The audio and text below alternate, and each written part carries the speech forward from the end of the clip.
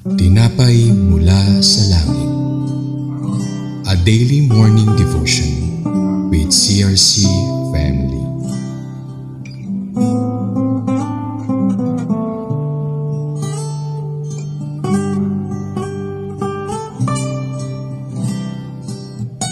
Isang mapagpalang umaga po mga kapatid. Ako po si Sister Abigail Di Maala ng CRC Balayan, Batangas. Samahan niyo po ako sa programang Tinapay mula sa Langit, ang pang-araw-araw na devotion. Kasama ang CRC, ang salita ng Diyos na ating pag-aaralan ngayong umaga ay matatagpuan po natin sa Deuteronomy chapter 23 verse 24 to 25. Ngunit bago tayo magpatuloy, tayo po muna ay manalangin. Panginoon, nagpapasalamat po kami sa panibagong pagkakataong ito upang mapalapit sa iyo sa pamamagitan ng iyong salita. Hinihiling po namin na samahan mo kami, gabayan ang aming isipan at ihanda ang aming puso upang tanggapin ang iyong mga turo. Naway ang aming pag-aaral ay magbunga ng kaalaman, habag at tamang pag-uugali ayon sa iyong kalooban. Ito po ang aming dalangin sa pangalan ni Jesus. Amen. Tayo po ay babasa sa Deuteronomy chapter 23 verse 24 to 25. 24. Kapag pumasok ka sa ubasan ng iyong kapwa, maaari kang kumain ng ubas hanggat gusto mo. Ngunit huwag ka maglalagay sa iyong sisidlan. 25. Kapag pumasok ka naman sa bukri ng iyong kapwa, maaari kang pumutol ng uhay ng trigo gamit ang iyong kamay. Ngunit huwag kang gagamit ng karit. So ang title po ng ating pagbubulayan ay Against Stealing, Refusing the Right to Glean a Grain Field.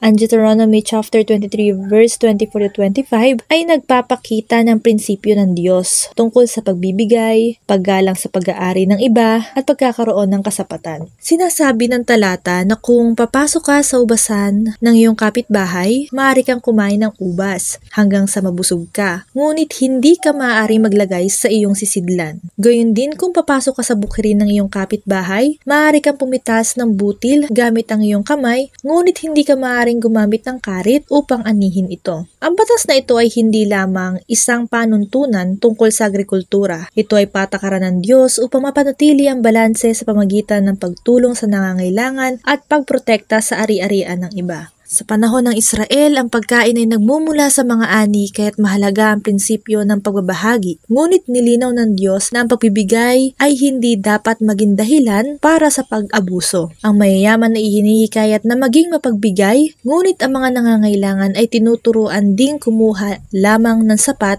hindi ng sobra. Ang mensahe nito ay malinaw. May karapatan ang bawat isa na matugunan ang kanilang pangangailangan. Ngunit walang karapatang magnakaw. Itinuturo nito na hindi masama ang kumuha ng sapat na makakain sa oras ng gutom. Ngunit hindi ito lisensya upang makuha ang higit pa sa kailangan mo. May linya sa pagitan ng pagtulong at pang-aabuso at itinuro ng Diyos na igalang ito. Sa ating pong bagong tipan, makikita natin itong prinsipyo sa Mateo chapter 12 verse 1 to 8 kung saan ang mga alagad ni Jesus ay pumitas ng butil sa triguhan sa araw ng Sabat dahil nagugutom sila. Nang paunahin sila ng mga Pariseyo, ipinaliwanag ni Jesus na ang habag ay mas mahalaga kaysa mahigpit na pagsunod sa batas. Pinakita niya na ang diwa ng batas ay upang tulungan ang nangangailangan, hindi upang hadlangan sila. Gayunpaman, pinaalalahanan din tayo sa Efeso chapter 4 verse 28 na ang magnanakaw ay hindi dapat magnakaw, kundi magpagal upang may maibahagi sa nangangailangan. Sa madaling salita, hindi sapat na umiwas sa pagnanakaw. Dapat din tayo magsikap upang hindi lamang matugunan ang ating pangangailangan, kundi upang makatulong sa iba. Ganito rin ang tinuro sa 1 Timoteo chapter 6 verse 6 to 8 kung saan binibigyan diin ang kasiyahan sa kasapatan. Kung tayo ay may pagkain at pananamit, masiyahan na tayo rito.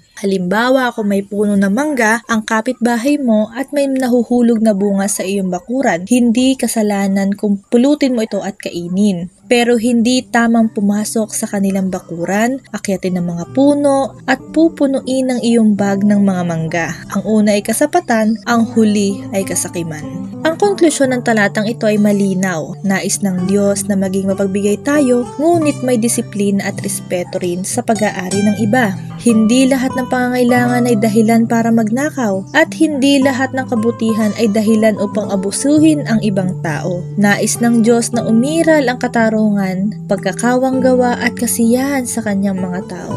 Sa ating buhay, mainam na tanungin natin ang ating mga sarili. Nakukuha ko ba ang hindi akin? Maging maliit o malaki man?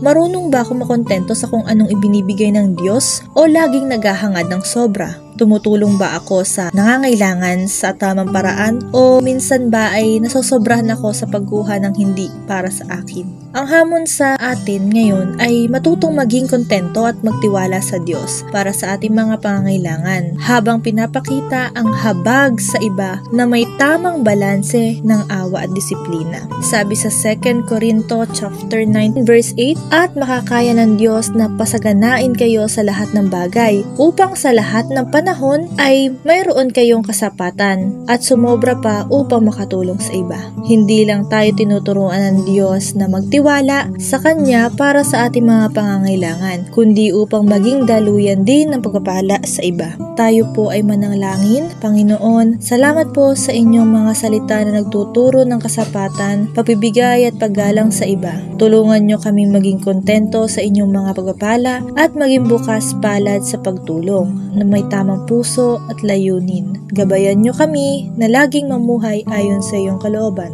Sa pangalan ni Jesus. Amen.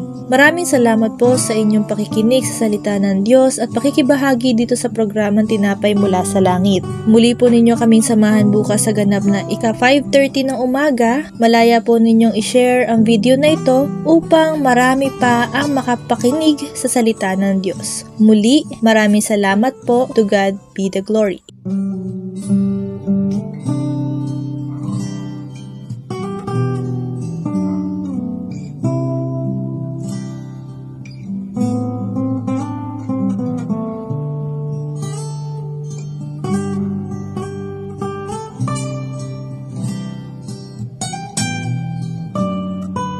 you.